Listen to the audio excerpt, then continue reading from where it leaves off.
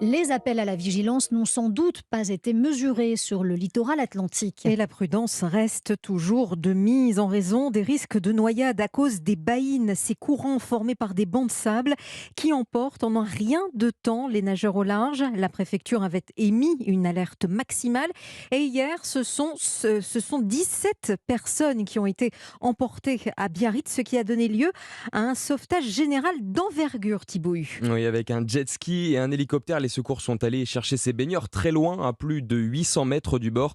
Plusieurs victimes ont même dû être élitreillées finalement. Tous ont retrouvé la plage sains et saufs, mais l'incident aurait pu tourner au drame. Pris au piège par les baïnes, ces courants très dangereux emportent les nageurs en seulement quelques secondes. Alors Martin Guépro, préfet délégué pour la défense et la sécurité en Gironde, appelle à la vigilance. Très rapidement, il peut y avoir une surprise par des trains de houle très forts qui arrivent et qui produisent une baigne très puissante, qui emmène les baigneurs jusqu'à 400 mètres au large. Quand on se baigne toujours avec quelqu'un à côté qui peut donner l'alerte s'il y a une difficulté.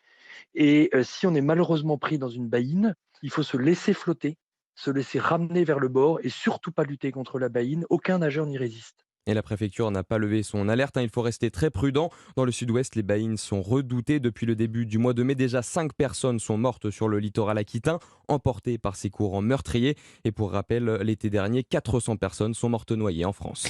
Thibaut.